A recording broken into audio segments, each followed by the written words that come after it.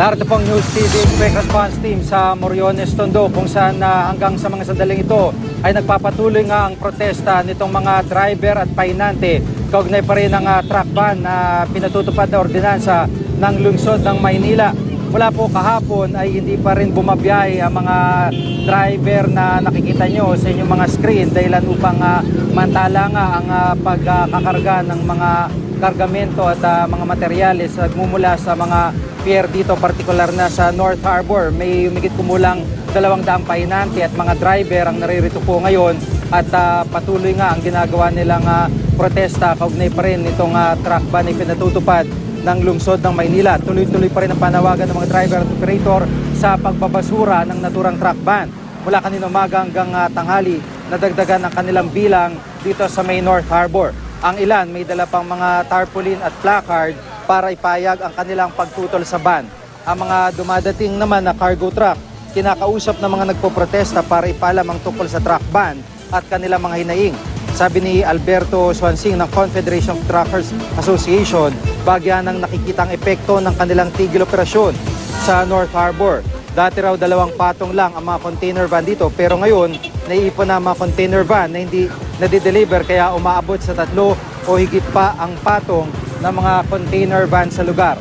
At sa puntong ito ay makakasama nga po natin si Majed Shaidula. Siya po isa sa mga pahinante na kasama dito sa protesta. So, Majed, anong plano nyo? Kailan nyo ba balak bumalik sa trabaho? Mga kapag yung maganda po sana kasing gawin kapag hindi na po nila dapat ituloy ang daytime truck ban. Dahil po napakahirap po talaga sa sitwasyon ngayon dahil sa dami po namin kasing tracking, wala na po kaming masyadong kikitain kung lahat po gabi na po lagi nila ibabiyahe yung truck. Oo. Pero ang sinasabi nga ng halimbawa ni Vice Mayor Isko Moreno 2 oras lang naman yung na-adjust para sa inyo. So hindi ba yun pwedeng pag-usapan o sa inyo, ikaw bilang pahinante, hindi ba po pwede yun? Hindi po kasi talaga pwede yung sa daytime truck ban kasi po dahil po napakahirap po talaga ng biyahe ng pahinante na pagod po at puyat po ang pinagpupuhunan namin. Hindi po talaga sapat yung sakita po namin kasi mababa lang po talaga ang kinikita namin bilang mga pahinante. Oh, ibig sabihin yung trabaho sa umaga iba sa gabi, parang mas kukunti kikitain nyo sa gabi, parang ganun. Mas kukunti po. Oo.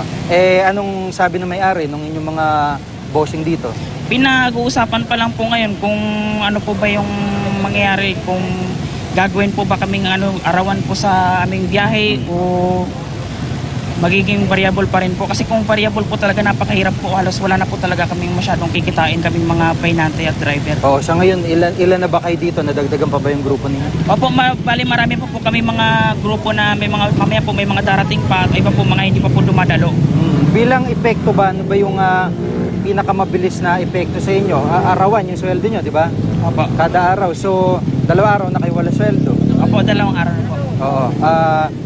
Karaniwan ba mga magkano kinikita ng kagaya mo na pahinante dito?